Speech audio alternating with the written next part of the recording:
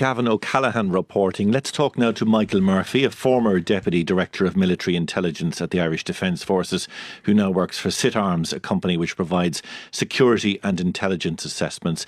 Michael, thank you very much for joining us this afternoon.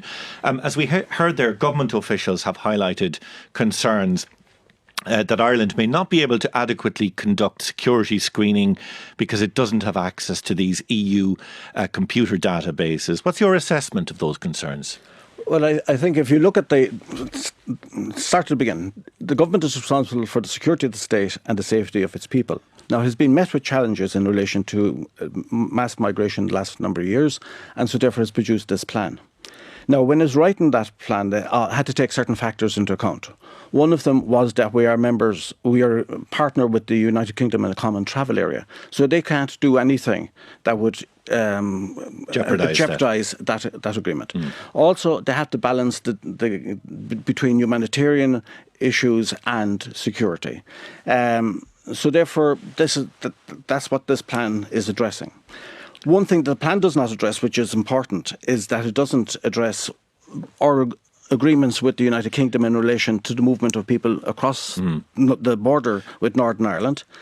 And so, therefore, that's a great weakness that is not addressed. But this report, it highlights the fact that there are three IT systems operating in the rest of the European Union, or most of the rest of it, that Ireland will not have access to because it is not part of Schengen. Are those systems important, and does it compromise Ireland's security if we don't have access to them? I start by the government has signed up to the Eurodac, which means if an asylum person seeking asylum comes, they can go through the system with their fingerprinted facial photographs and put into the system, which is there within all of which they're part of the European Union, and that's in that system. The other three parts that we're talking about have to do with people who've applied on a visa system. Okay, the first one you could basically say the travel and authorization system. That is asking. It's like when you're going to the United States, you sign up at the ESTA, and so therefore it's basically warning a state before they arrive as to what information about that person.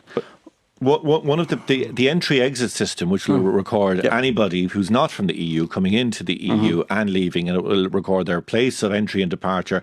It'll have photographs, it would have fingerprints, and it would record whether that person was denied entry to a European member state for whatever reason.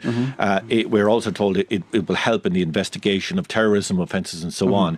Ireland won't be signed up to that system. What does that mean if we're not there? Well, it means somebody comes into the European Union and leave, and is recorded for having left. Somebody can come into Ireland, and we don't know whether they have left or not. Or whether they have been refused entry somewhere else. Yes. What it also does, when the visa system, is ensures that somebody isn't visa shopping, going from one country to another looking for a visa to get into the European Union. Do you see vulnerabilities for Ireland then? I would think it's a lesser vulnerability than the fact that we don't have control of between what's happening between ourselves and the United Kingdom. It's a weakness, but I think it can be covered by other systems. We actually signed into the advanced personal information, and we also signed into the personal name record for travelling into this country to prevent terrorism. We're not applying those, so therefore, if they were applied, it would certainly cover a lot of the difficulties that we see here by not signing into these three agreements. If different standards are applying in different parts of the EU and indeed in Britain, what needs to be done to resolve that? Well, certainly we need an agreement with the United Kingdom, because that's where a lot of the people coming into the country and seeking asylum are coming from. And so therefore, as the government is saying, or they're saying that they can actually replicate in somewhat way the three systems that we're not signing up to in the European Union. Certainly, like the ESTA, which would be similar to if you fly to the United States, you have to sign up ESTA, and you also have to fill in the personal information before you arrive. So the state already knows who's coming into the state. Do you think the asylum system in this country is a system which could then potentially be exploited by bad actors? Absolutely. The system is wide open for abuse. You have people coming in, travelling in from without passports. We don't know who they are.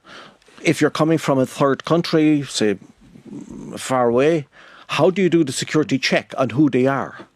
And they can come in on a false passport, they can come in and stay in the country, not ever be discovered. So therefore, yes, our system, our lack of border control is a security threat to the state. And it needs to be fixed how?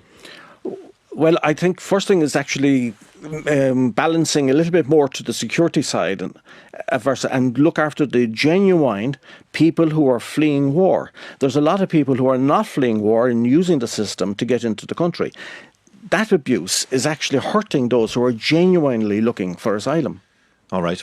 Michael, thank you very much for speaking with us today. It's Michael Murphy, former Deputy Director of Military Intelligence at the Irish Defence Forces.